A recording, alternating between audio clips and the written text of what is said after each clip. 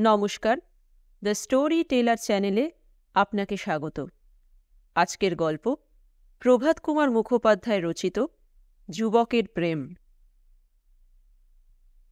বিবাহের পর ৩টি বৎসরও ঘুরিল না, মহেন্দ্র বিপত্নিক হইল।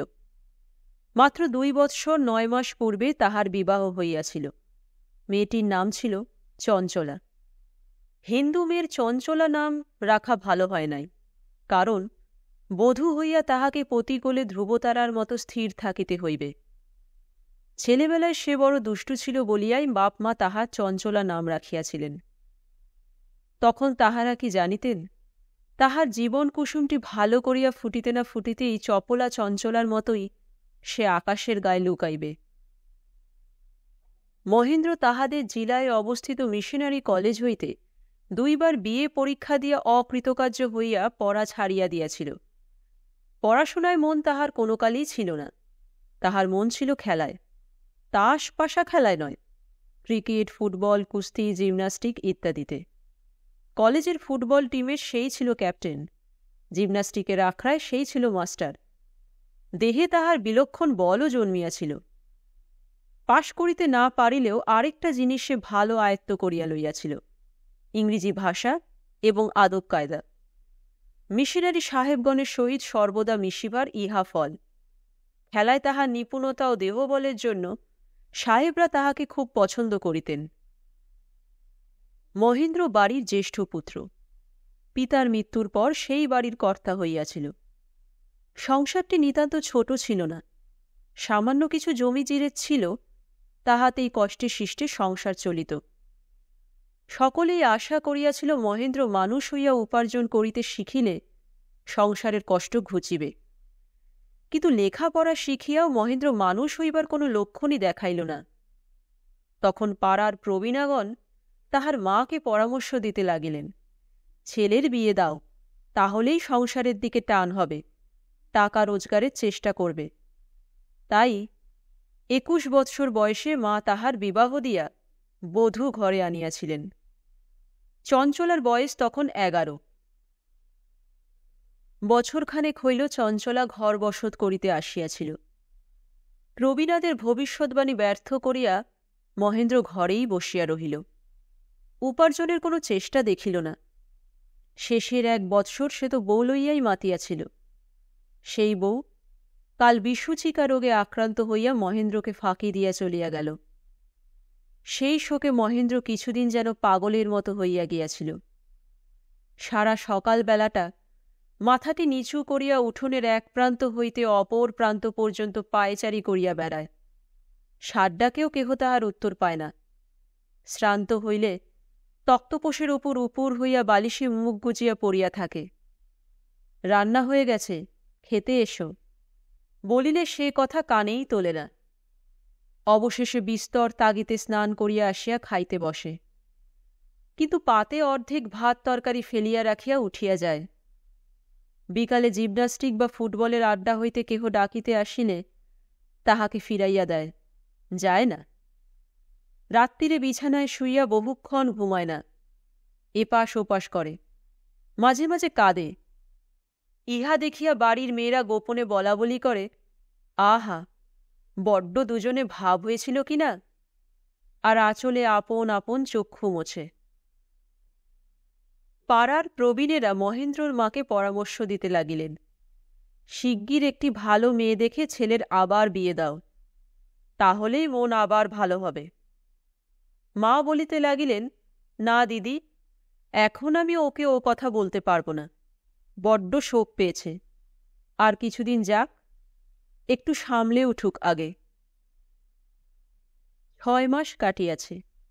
এখন মহেন্দ্র অনেকটা সামলাইয়া উঠিয়াছে। আহারে আবার রুচি জন্মিয়াছে।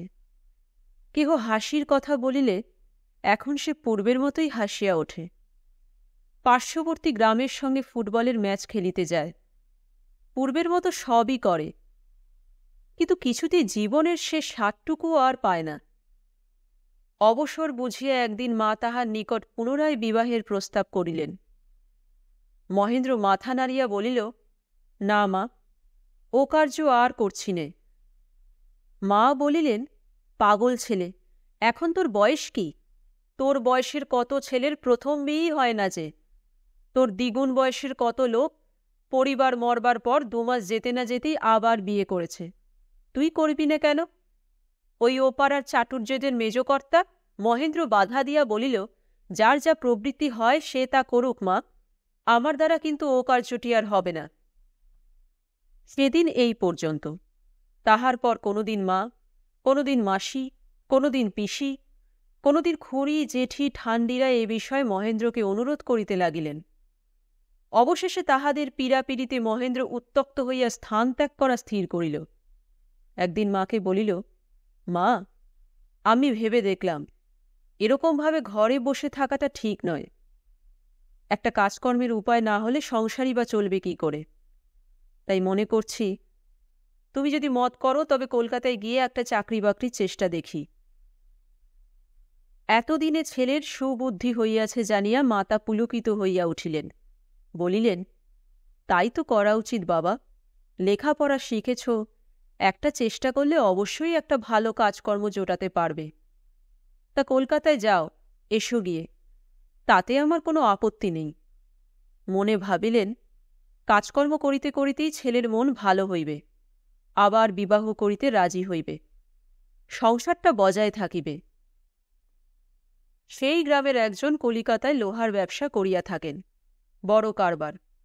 তিনি বাড়ি আসিয়াছেন শুনিয়া মহেন্দ্র গিয়া সাক্ষাৎ করিয়া তাহার সহায়তা প্রার্থনা করিল।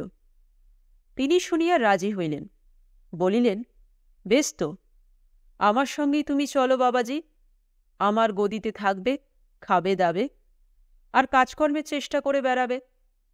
আমার আড়তেও অনেক লোক প্রতিপালিত হচ্ছে, কিন্তু তুমি ভালো লেখাপড়া শিখেছ, সেরকম সামান্য চাকরি তো তোমার উপযুক্ত হবে না। ভবিষ্যতেও তেমন কোনো উন্নতি নেই।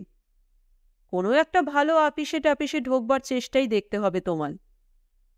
কারবার সূত্রে 2-4 জন বড় লোকের সঙ্গে আমার আলাপ পরিচয় আছে, আমিও তোমার জন্য চেষ্টা করে দেখব।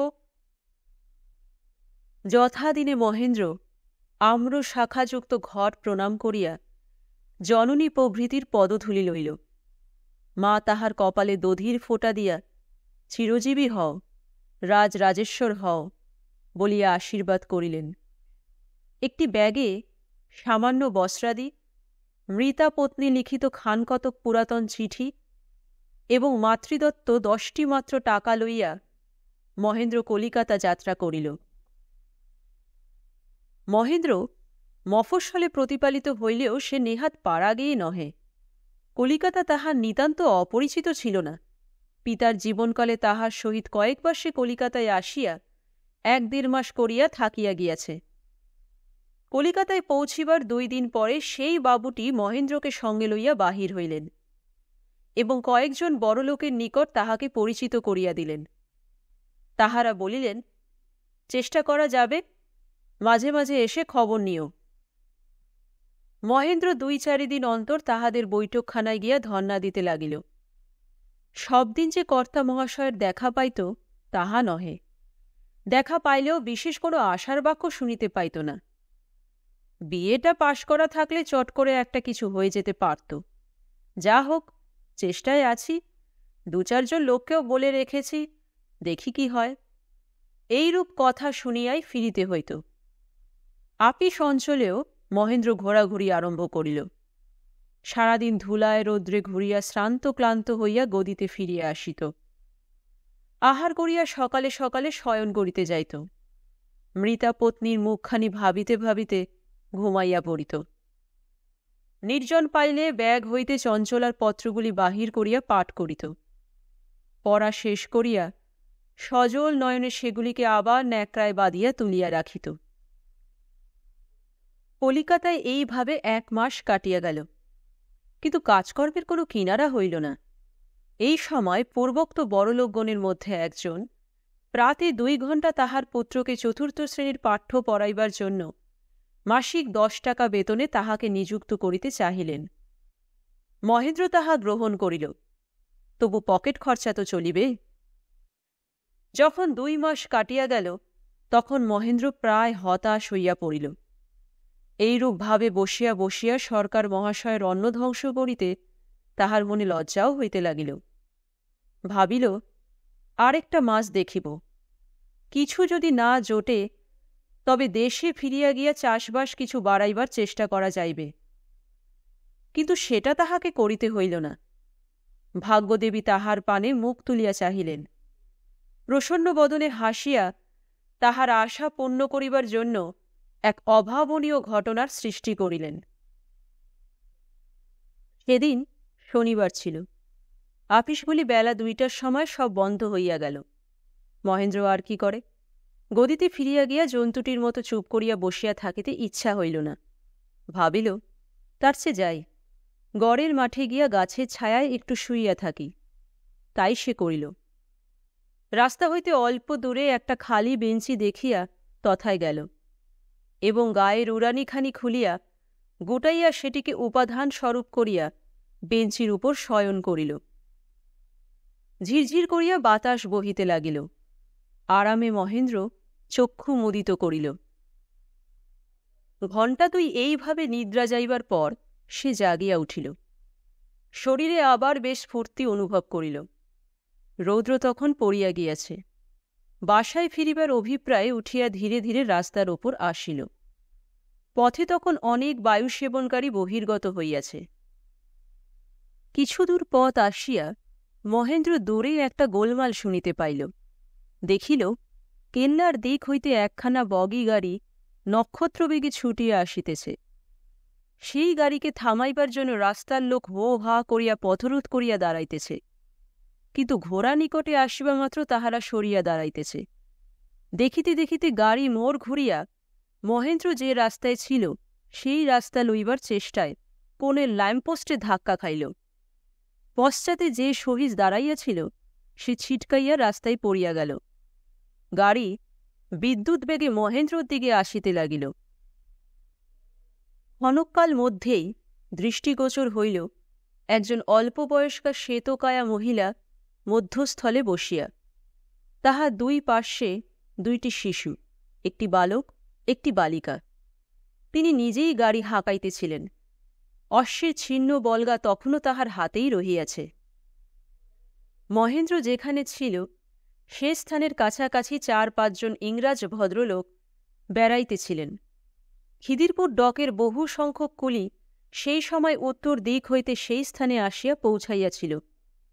সাহেবরা লম্ফ দিয়া সেই সব কুলির মধ্যে পড়িয়া ছড়ি উঁচাইয়া ধমক দিয়া তাহাদিগকে আনিয়া পথের প্রস্থভাগ জুড়িয়া তাহাদিগকে দাঁড় করাইয়া দিলেন এবং নিজেরা বিপদে স্থান মধ্যভাগ জুড়িয়া রহিলেন। তাহারা চিৎকার করিতে করিতে ছড়ি আস্ফোলন করিতে লাগিলেন। কুলিরাও হল্লা করিতে লাগিল। মহেন্দ্র স্বেচ্ছায় এই কুলিদের সঙ্গেই স্থান গ্রহণ করিয়াছিল। অশ্ব কাছাকাছি আসিয়া পথ এরূপভাবে অবরুদ্ধ দেখিয়া সহসা ফিরিয়া ময়দানের দিকে মুখ করিল এবং নিমেষের মধ্যে খানা পার হইয়া ময়দানে প্রবেশ করিয়া ছুটিতে লাগিল। মহেন্দ্র তৎক্ষণাৎ নিজ গলা হইতে চাদরখানা নামাইয়া তাহার উভয় প্রান্ত একত্রে গাইড দিয়া গাড়ির পশ্চাৎ ধাবন করিল। কিছুদূর প্রাণপণে ছুটিয়া অশ্বের নাগাল পাইয়া সেই চাদরের ফাঁস তাদের গলায় লাগাইয়া বিপুল বলে তাহা টানিতে টানিতে আর হইয়া ছুটিতে লাগিল। কিছুদূর পশ্চাতে পূর্বোক্ত সাহেবরাও ছুটিয়া আসিতেছিলেন। মহেন্দ্রর এই সাহস ও কৌশল দেখিয়া Bravo young man, hold on বলিয়া তাহারা চিৎকার করিতে লাগিলেন। অশ্বের গতিবেগ প্রতি মুহূর্তে হ্রাস হইয়া আসিতেছিল। ক্রমে সাহেবরাও আসিয়া পৌঁছিলেন এবং সেই চাদর 2-3 জন মুষ্টিবদ্ধ করিয়া টানিতে টানিতে ছুটিতে লাগিলেন। আর কিছুদূর গিয়াই অশ্ব পরাজয় স্বীকার করিল। সে দাঁড়াইল। 2 জন সাহেব তখন মেমসাহেব ও শিশুদ্বয়কে বগি হইতে নামাইলেন। মেমসাহেবের মুখ শাকের বর্ণ ধারণ করিয়াছে। তিনি ঠকঠক করিয়া কাঁপিতেছেন, দাঁড়াইতে পারিলেন না। সেইখানে ভিজা ঘাসের ওপর বসিয়া পড়িলেন। কথা কহিবার শক্তি নাই যে কাহাকেও ধন্যবাদ দিবেন। শিশু 2টি তাহাকে জড়াইয়া ধরিয়া কাঁদিতে লাগিল। মেমসাহেবের মূর্ছার উপক্রম দেখা গেল। সৌভাগ্যক্রমে এক সাহেবের পকেটে ব্র্যান্ডি ভরা ফ্লাক্স ছিল। তিনি সেটি বাহির করিয়া মেম সাহেবের মুখে ধরিলেন। মেম সাহেব ঢকঢক করিয়া খানিকটা পান করিয়া ফেলিলেন। সাহেবরা কেহ মহেন্দ্রর সহিত করমর্দন করিলেন, কেহ তাহার পিঠ চাপড়াইলেন। সকলেই তাহাকে অজস্র প্রশংসাবাদ করিতে লাগিলেন। মেম সাহেব একটু চাঙ্গা হইলে তাহার পরিচয় পাওয়া গেল। তিনি কেল্লায় থাকেন, মেজর গ্রিনের পত্নী। শিশু দুইটি তাহার নিজস্ব নহে, কর্নেল হ্যামিল্টনের সন্তান। তিনি তাহাদিগকে লইয়া হাওয়া খাইতে বাহির হইয়াছিলেন। ইতিমধ্যে সহিষ্টা খোরাইতে খোরাইতে আসিয়া পৌঁছাইয়াছিল। গাড়ি ঘোড়া তাহার জিম্মায় রাখিয়া সাহেবরা বিবি গ্রিন ও শিশুদ্বয়কে রাস্তার উপর লইয়া আসিয়া একটা ঠিকা গাড়ি ডাকিয়া দিলেন। বিবি সাহেবদিগকে ও মহেন্দ্রকে মধুর ভাষায় ধন্যবাদ দিয়া গাড়িতে উঠিলেন। মহেন্দ্রকে বলিলেন, তুমি আমায় কেল্লায় পৌঁছাইয়া দিবে, চলো। মহেন্দ্র কোচ বাক্সে উঠিতে যাইতেছিল। বিবি বলিলেন, না না, তুমি ভিতরে আসিয়া বসো। মহেন্দ্র তাহাই করিল। গাড়ি কেল্লা অভিমুখে ছুটিল। বাড়ি পৌঁছিয়া বিবি গ্রিন মহেন্দ্রকে ড্রয়িং রুমে বসাইয়া বলিলেন, আমার স্বামীকে ডাকিয়া আনি। কিয়ৎক্ষণ পরে এক স্থূলকায় বর্ষিয়ান সাহেবকে সঙ্গে লইয়া বিবি ফিরিয়া আসিয়া বলিলেন, জন, এই আমার জীবনদাতা। মহেন্দ্রর দিকে ফিরিয়া বলিলেন, ইনি আমার স্বামী, মেজর গ্রিন। ইহারা প্রবেশ করিবা মাত্রই মহেন্দ্র দাঁড়াইয়া উঠিয়াছিল। মেজর সাহেবকে সেলাম করিল।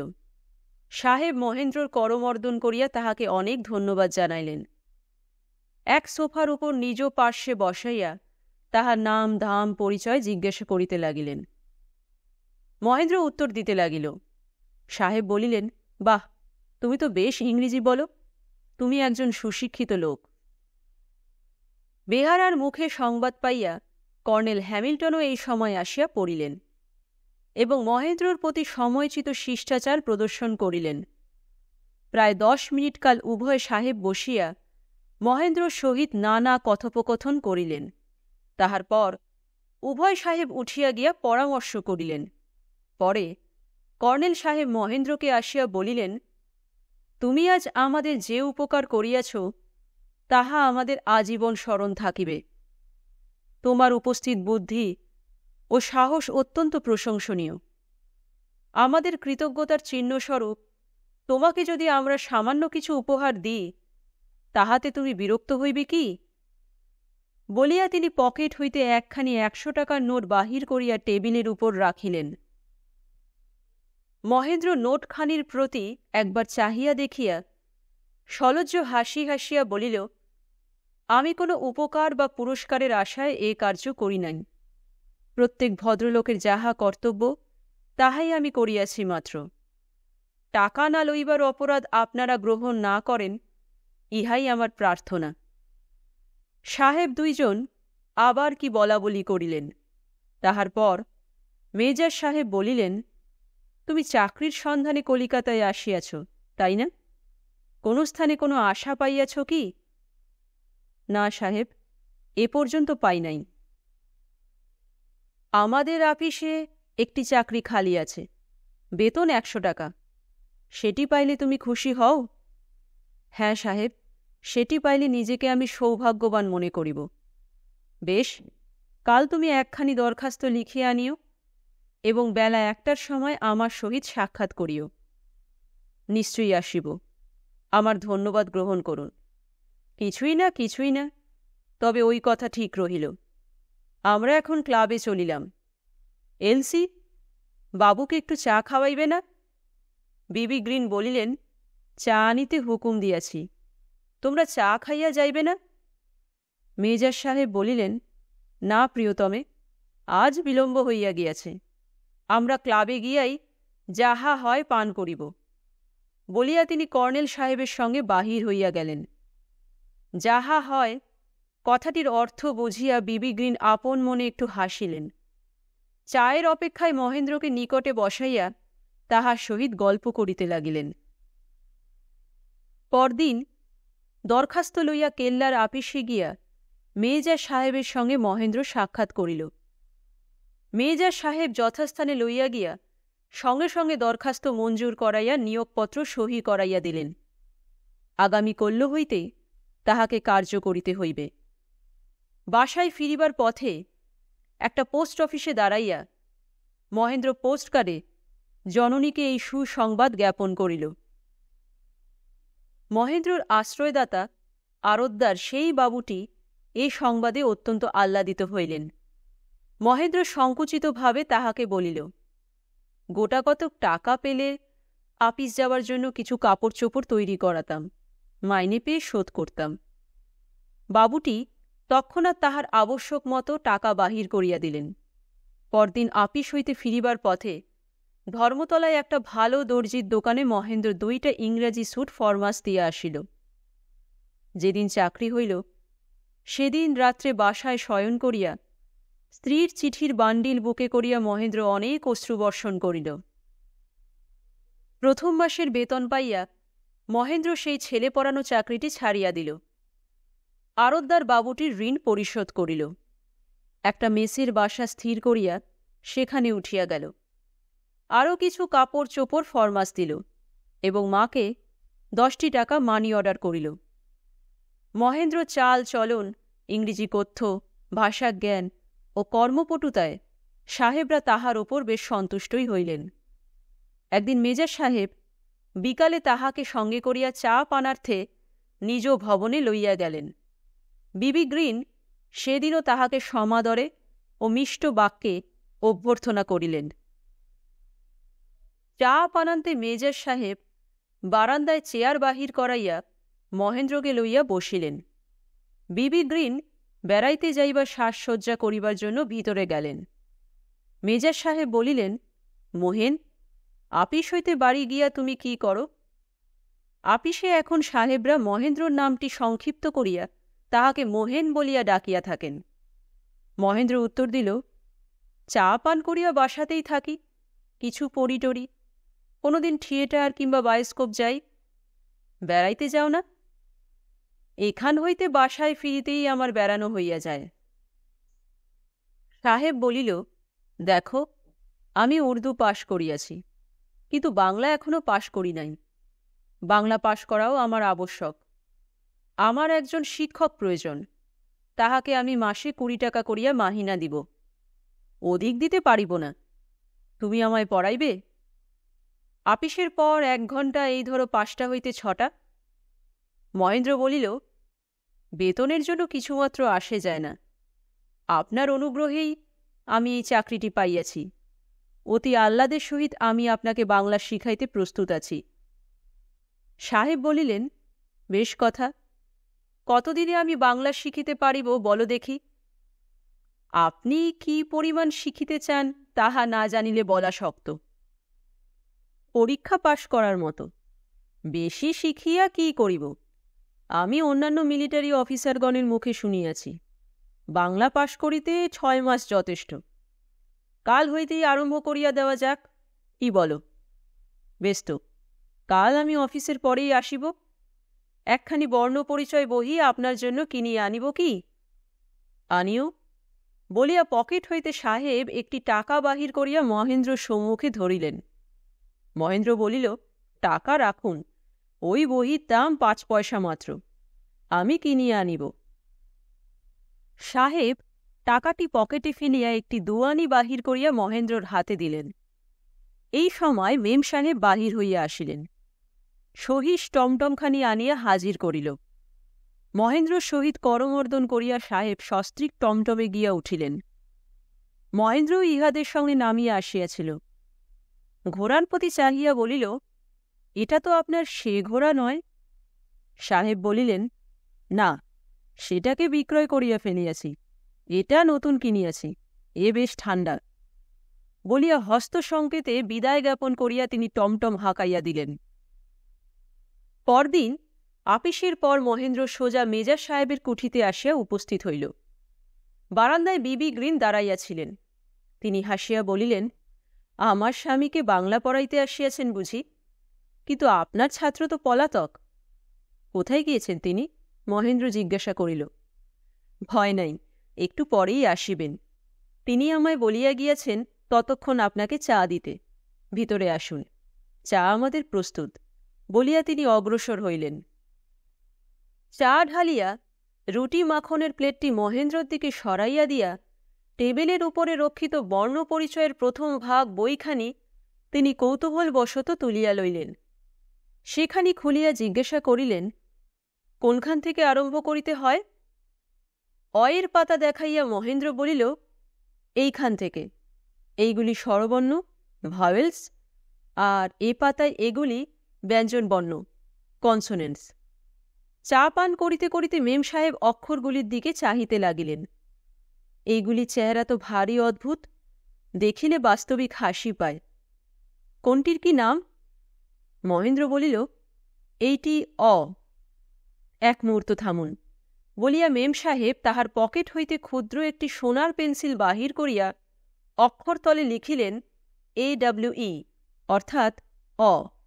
আর এটা আ। মেম সাহেব তাহার তলায় লিখিলেন AH, অর্থাৎ আ। এইরূপে স্বরবর্ণের প্রত্যেক অক্ষরের নিম্নে সেগুলির উচ্চারণ লিখিয়া লইলেন। অল্পক্ষণ পরেই মেজর গ্রিন আসিয়া উপস্থিত হইলেন। মেম সাহেব হাসিতে হাসিতে বলিলেন, ব্যাড বয়, উনি কতক্ষণ আসিয়া তোমার অপেক্ষায় বসিয়া আছেন?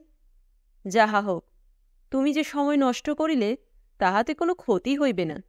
তোমার কার্য অনেকটা আমি অগ্রসর করিয়া রাখিয়াছি। বলিয়া তিনি অক্ষরগুলি দেখাইয়া উচ্চারণও পড়িতে লাগিলেন। মেজর সাহেবের চা পান শেষ হইতে প্রায় 6টা বাজিল। পকেট হইতে ঘড়ি খুলিয়া দেখিয়া স্ত্রীর প্রতি বলিলেন, আজ আর আমার পরিবার সময় কই? অক্ষরগুলির উচ্চারণ তো তুমি লিখিয়াই রাখিয়াছ। কাল সকালে ওগুলা আমি অভ্যাস করিয়া রাখিব। চলো, এবার হাওয়া খাইতে যাওয়া যাক। মোহেন, কাল আসিয়া তুমি দেখিবে ওই সমস্ত অক্ষর আমার চেনা হইয়া গিয়াছে। আমি নতুন পাঠ লইব। বলিয়া সহাস্যে মহেন্দ্রকে বিদায় দিয়া তিনি সস্ত্রীক হাওয়া খাইতে বাহির হইলেন। পরদিন মহেন্দ্র সাহেবের কুঠিতে গিয়া দেখিল সাহেব আছেন। তিনি মহেন্দ্রকে বসাইয়া বলিলেন, ওহে দেখো, তোমাদের বাংলা অক্ষরগুলো ড্যাম ডিফিকাল্ট, উচ্চারণ অতি বদ। আজ আমি সেগুলো অভ্যাস করিবার বেশি সময় পাই নাই। কাল করিব, করিয়া নতুন পাঠ লইব। আজ তুমি 1 পেয়ালা চা খাইয়া যাও। চা পানের পর মেম সাহেব প্রথম ভাগখানি আনিয়া স্বামীর প্রতি চাহিয়া বলিলেন, এই ব্যঞ্জনবর্ণগুলার উচ্চারণ টুকিয়া লও না জন। স্বরবর্ণগুলা চেনা শেষ করিয়া যদি সময় পাও, ব্যঞ্জনবর্ণগুলাও কতকটা চিনিয়া রাখিতে পারিবে। সাহেব বলিলেন, বেশ বুদ্ধি করিয়াছ, ওগুলা তুমি লিখিয়া রাখো প্রিয়তমে। মেম সাহেব একটি একটি করিয়া সমস্ত ব্যঞ্জনবর্ণের উচ্চারণ লিখিতে লাগিলেন। কিন্তু ত লইয়া বড় বিপদ হইল। তিনি ত কোনোমতেই উচ্চারণ করিতে পারিলেন না। ত উচ্চারণ করিতে লাগিলেন। দেখিয়া সাহেব হাসিয়াই আকুল। লেখাপড়া এইভাবেই চলিতে লাগিল। সাহেব গৃহে উপস্থিত থাকিলে 2 দিন ভাড়াইয়া 1 দিন পড়েন। যেদিন মহেন্দ্র আসিবার পূর্বেই প্রস্থান করেন, সেদিন স্ত্রীকে বলিয়া যান, নতুন পড়াটা তুমি শিখিয়া লইও। কাল সকালে তোমার কাছেই আমি জিজ্ঞাসা করিয়া লইব। মেম সাহেব এদিকে দ্রুত গতিতে শিখিয়া ফেলিতেছেন। 1 মাস হইয়া গেল। সাহেবের সাধু পূজাই ভালো করিয়া আয়ত্ত হইল না। কিন্তু মেম সাহেবের প্রথম ভাগ প্রায় শেষ, রাখালের গল্প হইতেছে। তাই কি পুরা সময়টা তিনি পড়েন। দুজনে বসিয়া কত গল্প হয়, কত হাসি তামাশা, কত রঙ্গ ব্যঙ্গ। একদিন স্বামীর অনুপস্থিতিকালে মেম সাহেব বলিলেন, আচ্ছা, তোমাদের দেশে শিক্ষকেরা ছাত্র বা ছাত্রীর গুরুজন স্বরূপ গণ্য হয়, নয় কি? হ্যাঁ, তা হয়। গুরুজনের সামনে তাদের নাম করিতে নাই, তুমি বলিয়াছ। কিন্তু আমি যে তোমায় নাম ধরিয়া ডাকি, মিস্টার মোহেন বলি, এটা তো উচিত হইতেছে না। মহেন্দ্র বলিল, তাতে আর দোষ কি? তুমি তো আর বাঙালির মেয়ে নও। আর তুমি আমায় মিসেস গ্রিন বলো, সেটাও ভালো শোনায় না। আমার ইচ্ছা আমি তোমায় গুরুজি বলিয়া ডাকিব, আর তুমি আমায় এলসি বলিয়া ডাকিবে। সে কি ভালো হইবে না? তুমি আমায় গুরুজি বলিয়া ডাকিলে কোনো ক্ষতি হইবে না, কিন্তু আমি তোমায় এলসি বলিয়া ডাকিলে তোমার স্বামী কি সেটা পছন্দ করিবেন? বলিয়া মহেন্দ্র একটু হাসিল। মেম সাহেব একটু চিন্তা করিয়া বলিলেন, হ্যাঁ, তা বটে। তিনি হয়তো মনে করিবেন তোমাতে আমাতে প্রেমে পড়িয়া গিয়াছি। রাগ করিতে পারেন বটে, তবে কাজ নাই। যেমন চলিতেছে তেমনি চলুক, বুড়াকে চটাইয়া লাভ কি, বলিয়া তিনি হাসিতে লাগিলেন। এইরূপ রং বেরঙের কথাবার্তাও মাঝে মাঝে হইতে লাগিল। রঙ্গ ক্রমে চড়িতে লাগিল, তবে সাহেব উপস্থিত থাকিলে বাজে কথা একটিও হইত না। 2 মাস কাটিয়া গিয়াছে, সাহেবের প্রথম ভাগ এখনও শেষ হয় নাই, কিন্তু মেম সাহেব বোধোদয় ধরিয়াছেন। এমন সময় সরকারি কার্যে মেজর সাহেবকে করাচি যাইবার আদেশ হইল। 2 সপ্তাহকাল সেখানে তাহাকে থাকিতে হইবে। সেদিন পড়াইয়া বিদায় গ্রহণ করিবার সময় মহেন্দ্র বলিল, তাহলে আপনি ফিরিয়া আসিলে আবার আমি আসিব? মেম সাহেব বলিলেন, আমি বুঝি পড়িব না? 2 সপ্তাহ না পড়িলে আমি সব ভুলিয়া যাইব যে। সাহেব বলিলেন, তুমি যেমন আসিতেছ তেমনি আসিও মহেন, মেম সাহেবকে পড়াইও। মহেন্দ্র সম্মত হইয়া বাসায় চলিয়া গেল। মেজর সাহেবের অনুপস্থিতি সত্ত্বেও মহেন্দ্র তাহার মেমকে প্রতিদিন 5টা বাজিলেই পড়াইতে যায়। পড়ানো শেষ হইতে প্রথম 2 দিন 6টা স্থানে 7টা বাজিয়া গিয়াছিল। তৃতীয় দিন একেবারে 8টা বাজিয়া গেল। ঘড়ির পানে চাহিয়া বিবি গ্রিন বলিলেন, উফ, 8টা? অনেক দেরি হইয়া গিয়াছে তো। মহেন, তুমি কেন আমার সঙ্গেই আজ ডিনার খাইয়া যাও না? মহেন্দ্র বলিল, বেশ তো, ইহাতে আমি অত্যন্ত আনন্দিত হইব। আচ্ছা, তবে তুমি ততক্ষণ হাত মুখ ধুইয়া লও, আমিও উপরে গিয়া বস্ত্রাদি পরিবর্তন করিয়া আসি। 8:30টায় আমরা ডিনারে বসিব। 8 ঘণ্টা পরে পরিষ্কার পরিচ্ছন্ন হইয়া সিগারেট মুখে করিয়া ড্রয়িং রুমে প্রবেশ করিয়া মহেন্দ্র দেখিল এলসি তৎপূর্বেই আসিয়া বসিয়া আছে। তাহার অঙ্গে কালো সিল্কের সান্ধ্য পরিচ্ছদ, পাউডার চর্চিত অর্ধনগ্ন শুভ্র বক্ষের উপর একটি মুক্তাহার দুলিতেছে। এলসি বসিয়া একখানি পুস্তক পাঠ করিতেছে। মহেন্দ্র নিকটে আসিয়া বলিল, কি পড়া হইতেছে? এ একখানি নভেল, নতুন বাহির হইয়াছে। তুমি বোধহয় এখনো এখানি পড়ো নাই, বলিয়া মহেন্দ্রর হস্তে এলসি পুস্তকখানি দিল। মহেন্দ্র বইখানি সদর পৃষ্ঠা দেখিয়া বলিল, না, এখানেই পড়ি নাই, তবে এই লেখকের অন্য কয়েকখানি উপন্যাস আমি পড়িয়াছি। এলসি বলিল, এখানি খাসা বই, আমার পড়া হইলে তোমায় দিব, পড়িয়া দেখিও, বেশ মজা আছে। আচ্ছা মহেন, তোমাদের বাংলা ভাষায় নভেল আছে? হ্যাঁ, আছে বই কি, অনেক আছে। সেসব নভেল কীরকম? তুমি তো ইংরেজি নভেল অনেক পড়িয়াছ, বাংলা নভেলও কি সেই একই ধরনের?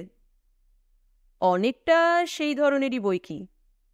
তাতে লাভ মেকিং আছে? তা আছে বই কি। প্রেমলীলা ছাড়া কি নভেল হয়? এলসি বলিল, সে তো নিশ্চয়ই। বাংলা নভেলে নায়িকারা সব কীরকম হয়? যা হওয়া উচিত, খুব সুন্দরী হয়, তবে বয়সটা তাদের কিছু কম হয়।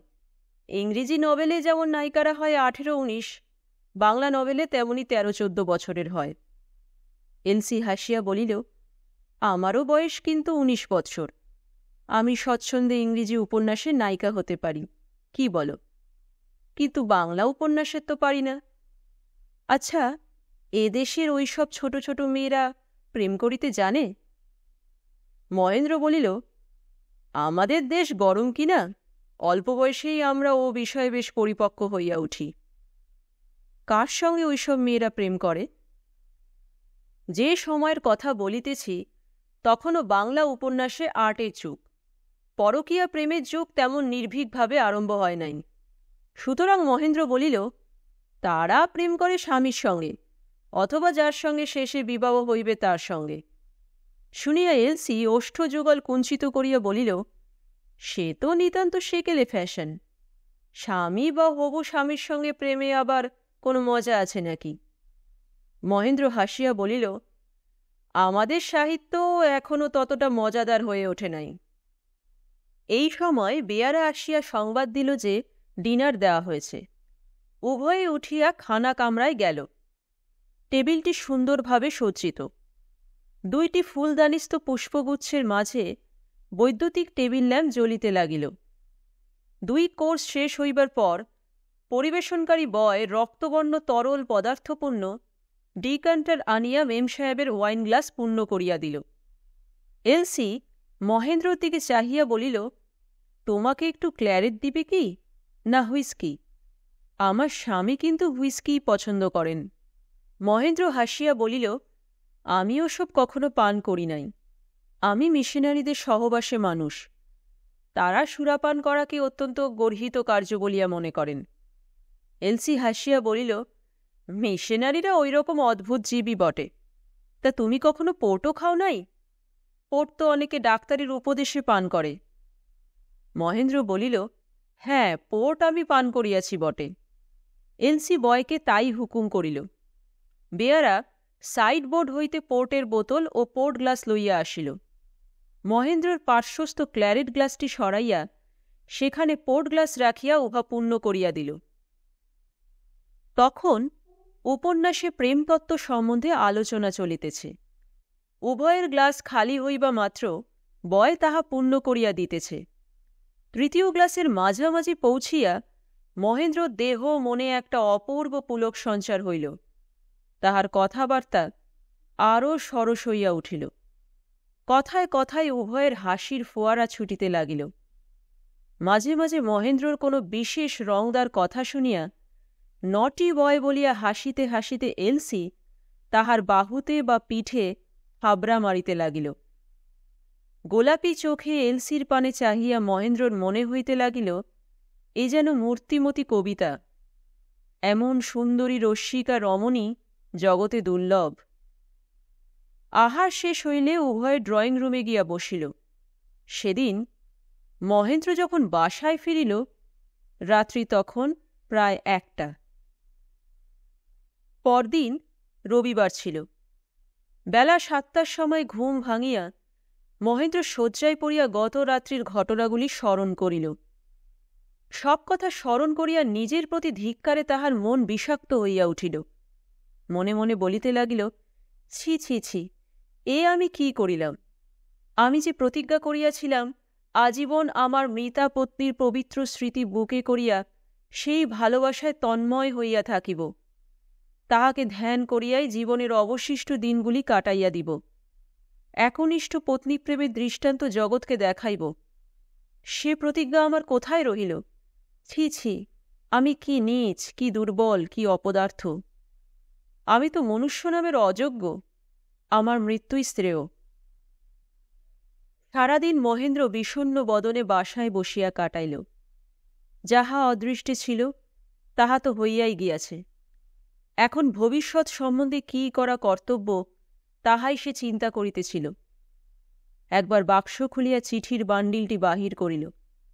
মনে হইল চিঠিগুলি যেন চিৎকার করিয়া বলিতেছে, অপবিত্র, পশু, ওই কলঙ্কিত হস্তে আমাদের স্পর্শ করিবার অধিকার আর তোমার নাই। মহেন্দ্রর হস্তে সেই চিঠির বান্ডিল যেন জ্বলন্ত অঙ্গারের মতো অনুভূত হইল। সে উহা বাক্সে ফেলিয়া বাক্স বন্ধ করিল। রাত্রে শয্যায় শয়ন করিয়াও সে অনেকক্ষণ এই বিষয়েই চিন্তা করিল। অবশেষে স্থির করিল, জোর করিয়া শাসন করিয়া অবাধ্য মনকে ও পথ হইতে ফিরাইতে হইবে। প্রলোভনের পথে আর পদার্পণ না করাই উচিত। মেজাজ সাহেব যতদিন না ফেরেন ততদিন আর তাহার বাড়িতে সে যাইবে না। তিনি ফিরিলেও আর যাইবে না। তাহাকে বাংলা পড়ানো পরিত্যাগ করাই সে স্থির সংকল্প করিল। নেশার ঝোঁকে একবার বিপথে গিয়াছে বলিয়া আজীবন যে সেই পথেই চলিতে হইবে তাহার কোনো কারণ নাই। আবার চেষ্টা করিয়া সংযম সাধনা করিয়া দৃঢ়চিত্তে সুপথেই নিজেকে চালনা করিতে হইবে। পরদিন মহেন্দ্র তাহার আপিসে গেল। পূর্ব হইতে সে স্থির করিয়া রাখিয়াছিল আজ 5টা বাজিলেই সোজা সে বাসার পথ ধরিবে। সাহেবের কুঠির ধারে কাছেও যাইবে না। কিন্তু 3টার পর এ বিষয়ে তাহার মনে একটু দ্বিধা প্রবেশ করিল। এরূপভাবে না বলিয়া কহিয়া পলায়ন করা কি নিতান্ত অভদ্রতা হইবে না? তার চেয়ে যথাসময়ে গিয়া মেম সাহেবের সঙ্গে সাক্ষাৎ করিয়া কোনো একটা ওজোর দেখাইয়া বিদায় লওয়াই ভালো। ভদ্রতাও রক্ষা হইবে, সকল দিক বজায়ও থাকিবে। কারণ মহেন্দ্রর সংকল্প এখন স্থির। এলসির মোহজালে আর কিছুতেই সে নিজেকে জড়াইতে দিবে না।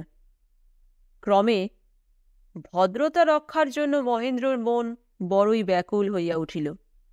সে ঘন ঘন ঘড়ির পানে চাহিতে লাগিল। কতক্ষণে 5টা বাজে। অবশেষে 5টা বাজিল। মহেন্দ্র কলম ফেলিয়া কাগজপত্র গুছাইয়া দেরাজ বন্ধ করিয়া হ্যাট ও ছড়ি হস্তে আপিস হইতে বাহির হইয়া পড়িল। মেজর সাহেবের কুঠির নিকট গিয়া দেখিল এলসি বারান্দায় দাঁড়াইয়া পথের পানে চাহিয়া আছে। ফটকের ভিতরে প্রবেশ করিয়াই মহেন্দ্র হ্যাট তুলিয়া তাহাকে অভিবাদন করিল। বারান্দায় উঠিতেই এলসি অগ্রসর হইয়া আসিয়া স্মিত মুখে বলিল, বেল মোহেন, নটি বয়, কাল তুমি আসো নাই কেন বলো তো? আমি তোমার ওপর ভারী রাগ করিয়াছি। মহেন্দ্র বলিল, কাল যে রবিবার ছিল। হলই বা রবিবার, তুমি তো জানো আমার স্বামী এখানে নাই, আমি একলাটি রহিয়াছি। নাই বা পড়িলাম, দুজনে বসিয়া গল্পে স্বল্পে আমোদে সন্ধেটা তো কাটানো যাইত। কাল বিকালে তোমার কোথাও কোনো কাজ ছিল বুঝি? না, কাজ এমন বিশেষ কিছুই না। আচ্ছা, এখন চলো, চা খাইবে। আজ আর পড়িতে ইচ্ছা করিতেছে না। চা খাইয়া চলো, দুজনে ময়দানে একটু বেড়াইয়া আসা যাক। মহেন্দ্র দৃঢ় প্রতিজ্ঞা, স্থির সংকল্প, সংযম সাধনা কোথায় ভাসিয়া গিয়াছে, তাহার আর খোঁজ নাই। দিনের পর দিন পরস্পরের নেশায় দুজনে মশগুল হইয়া রহিল। সেদিন বিকালে মহেন্দ্র মেম সাহেবকে পড়াইতে গিয়া দেখিল সে ম্লান মুখে বসিয়া আছে। টেবিলের উপর একখানি হলদে খাম। এলসি বলিল, মোহেন, টেলিগ্রাম আসিয়াছে। কাল প্রাতে আমার স্বামী আসিয়া পৌঁছিবেন, বলিয়া টেলিগ্রামখানি মহেন্দ্রর দিকে ঠেলিয়া দিল। মহেন্দ্র সেখানি পড়িয়া বিষণ্ণ বদনে টেবিলের ওপর রাখিয়া দিল। এলসি বলিল, দেখো মোহেন, এখন হইতে আমাদের কিন্তু খুব সাবধানে চলিতে হইবে। শুধু আমার স্বামী ফিরিয়া আসিতেছেন বলিয়া নয়, তোমায় আমায় লইয়া আমাদের সমাজেও একটু কানাঘুষো চলিতেছে। কেহ কেহ বলিতেছে একজন নেটিভের সঙ্গে অত মেশামেশি কিসের জন্য। মহেন্দ্র বলিল, তবে কি এখন হইতে আমাদের পরস্পরের সম্বন্ধ ছিন্ন হইবে? এলসি, তাহা হইলে কেমন করিয়া আমি বাঁচিব প্রিয়তমে? তাহা হইলে কি আমিই বাঁচিব? না প্রিয়তমে, সে হইতে পারে না। তুমি পূর্বে যেমন আমার স্বামীকে পড়াইতে আসিতে, পড়াইয়া চলিয়া যাইতে, সেই রূপ করিবে। তবু চোখের দেখা তো হইবে, যাহাতে মাঝে মাঝে 2-1 ঘণ্টা করিয়া নির্জনে তোমাতে আমাতে মনের কথা আদান প্রদানের সুযোগ পাই, তাহার একটা ব্যবস্থা ভাবিয়া চিন্তিয়া ঠিক করিয়া লইতে হইবে। তুমি মুখ হাত ধুইয়া লও, চা খাইয়া চলো, ময়দানে গিয়া একটু বেড়ানো যাক।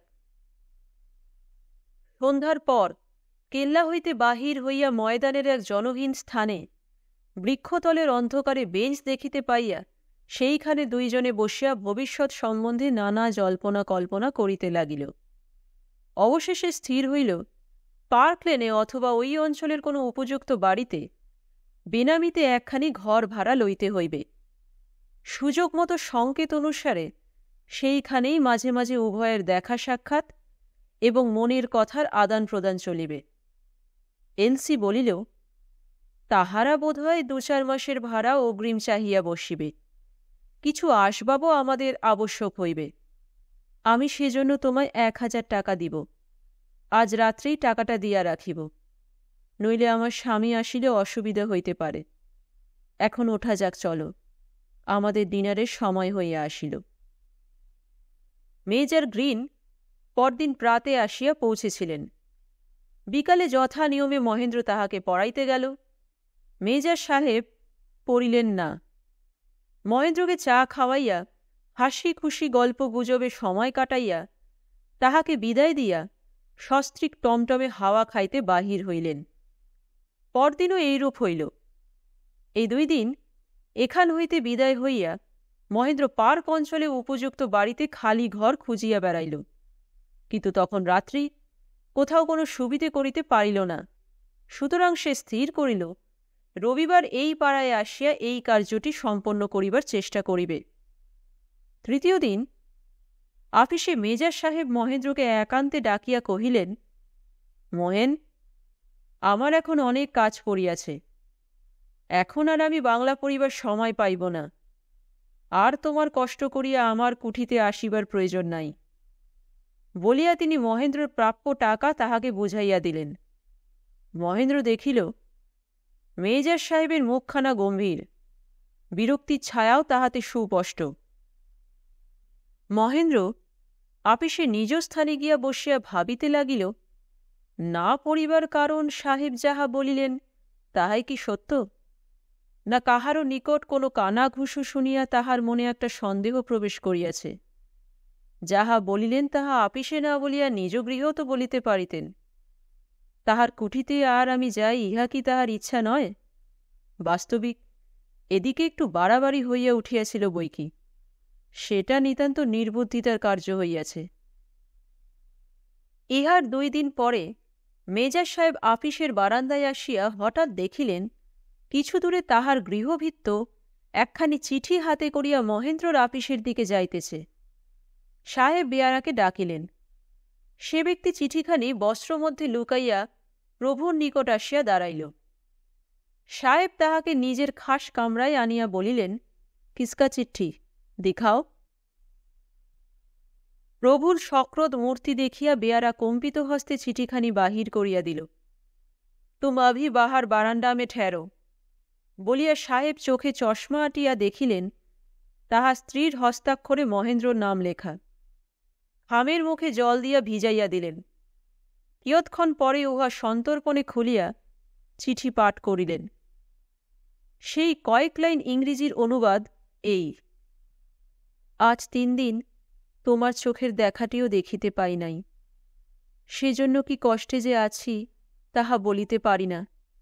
আজ রাত্রি 9টার পর এলিয়েট ট্যাঙ্কের পশ্চিমে আমাদের সেই নির্জন বৃক্ষতলে বেঞ্চিখানিতে তুমি বসিয়া থাকিও। সৌভাগ্যবশত একটা সুযোগ ঘটিয়াছে, ওই সময় সেখানে গিয়া আমি তোমার সহিত 2 ঘণ্টা যাপন করিব। এসো এসো, তোমায় না দেখিতে পাইলে আমি মরিয়া যাইব। তোমারই এলসি। মেজাজ সাহেব কাগজে টুকিয়া লইলেন, এলিয়েট ট্যাঙ্ক পশ্চিমে বেঞ্চে। তাহার পর খামখানি আঠা দিয়া আটিয়া ডাকিলেন, বেয়ারা। বেয়ারা আসিয়া দাঁড়াইল। साहेब बोलिलेन, जाओ, ये चिट्ठी मोहन बाबू को दे आओ। हम इस चिट्ठी को देखा, मेम साहेब या मोहन बाबू, किसी को मत बोलना, खबरदार। बोलने से मेजर साहेब ताहार टेबिलेर देराजखानी टानिया एक रिवलवर बाहिर करिया बेयारार दिके लक्ष्य करिया बोलिलेन, बोलने से हम तुमको शूट करेगा, जान मारेगा, समझा? बेयारा कम्पित पदे एक हाथ पिछाइया गिया करजोरे कातस्वरे कहिल, नहीं बाबू, हम कुछ नहीं बोलेंगे, किसी को नहीं बोलेंगे, मुझे मेरा जान प्यारा है। मेजर साहेब रिवलवारटी देराजे बंध करिया बोलिलेन, अच्छा, याद रखना, अब जाओ। बिकाले मेजर साहेब स्त्री के बोलिलेन, एलसी, आज आमी बाड़ीतेई खाइब, बाबुर्चिके बलिया दाओ। এই কথা শুনিয়া মেম সাহেবের মাথায় যেন বজ্রাঘাত হইল। মনের ভাব যথাসাধ্য গোপন করিয়া সে বলিল, তবে যে তুমি বলিয়াছিলে আজ তোমাদের ইউনাইটেড সার্ভিস ক্লাবে একটা ভোজ আছে, 9টার সময় তোমায় সেখানে যাইতে হইবে, বাড়িতে খাইবে না? হ্যাঁ, তা বলিয়াছিলাম বটে, কিন্তু সেখানে যাইতে আর ইচ্ছা হইতেছে না। আজ এম্পায়ারে একটা খুব ভালো ফিল্ম আছে, চলো, ডিনারের পর দুজনে দেখিয়ে আসা যাক। এলসি ভিতরে ভিতরে অত্যন্ত অসন্তুষ্ট ও বিরক্ত হইয়া অগত্যা স্বামীর প্রস্তাবে সম্মত হইলেন। ডিনার শেষে রাত্রি 9টার সময় টমটম করিয়া মেজর সাহেব স্ত্রীকে লইয়া বাহির হইলেন। বায়োস্কোপে পৌঁছিয়া টমটম বিদায় করিয়া দিলেন, ট্যাক্সিতে ফিরিবেন। 9:30টায় বায়োস্কোপ আরম্ভ হইল। 10টার পূর্বেই মেজর সাহেব বলিলেন, তুমি একটু থাকো, আমি 10 মিনিটের মধ্যে ফিরিয়া আসিতেছি, বড় পিপাসা পাইয়াছে। বাড়ি গিয়া একটা পেক পান করিয়া আসি। এলসি কোনো কথা বলিল না। স্বামীর সঙ্গ তাহার বিষের মতো বোধ হইতেছিল। মেজর সাহেব চলিয়া গেলে সে বসিয়া ভাবিতে লাগিল, আজ আর মহেনের সঙ্গে সাক্ষাৎ করিবার কোনো উপায় নাই। সে বেচারি সংকেত স্থানে বসিয়া অবশেষে হতাশ হইয়া প্রস্থান করিবে। সাহেব রাস্তা পার হইয়া দ্রুত পদে ময়দানের ভিতর দিয়া চলিলেন। 10 মিনিট পরে উদ্দিষ্ট স্থানের নিকটবর্তী হইয়া পথ হইতেই দেখিতে পাইলেন, বৃক্ষতলের অন্ধকারে বেঞ্চের উপর ফেল্ট হ্যাট মাথায় দিয়া কে একজন একাকী বসিয়া আছে। পথ হইতে নামিয়া ঘাসের উপর দিয়া সন্তর্পণে তিনি সেই দিকে অগ্রসর হইলেন।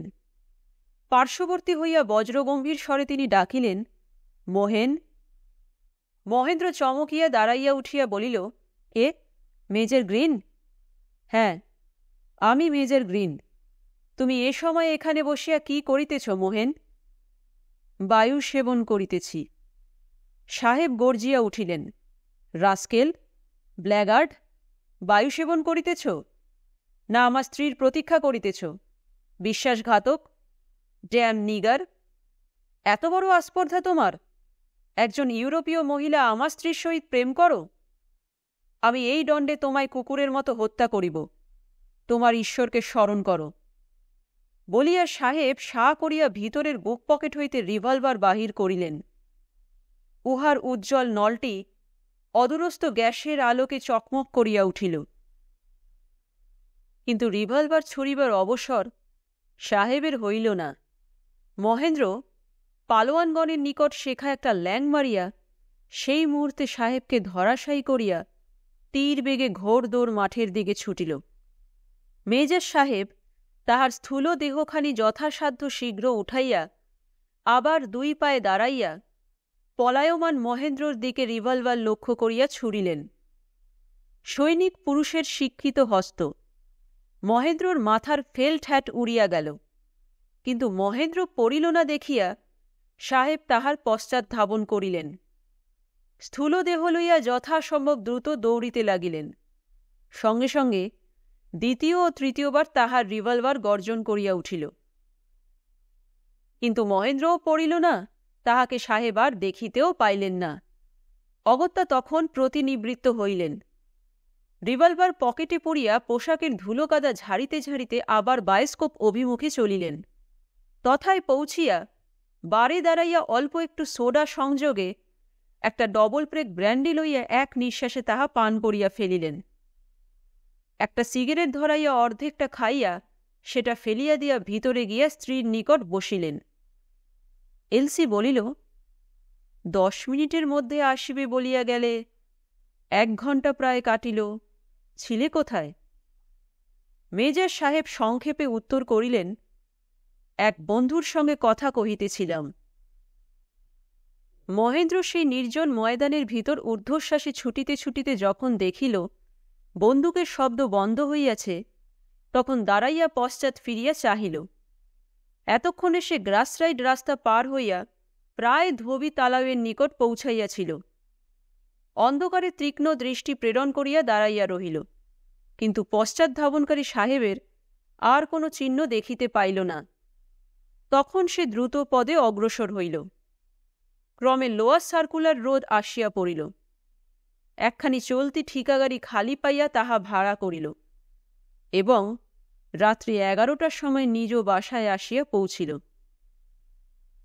সমস্ত রাত্রি অনিদ্রায় কাটাইয়া ভোরে উঠিয়া মহেন্দ্র ধুতি গামছা আর তাহার মৃতা পত্নীর চিঠির বান্ডিলটি লইয়া গঙ্গাস্নান করিতে গেল। জলে নামিয়া প্রথমে বান্ডিলটি গঙ্গাগর্ভে ছুঁড়িয়া ফেলিয়া দিল।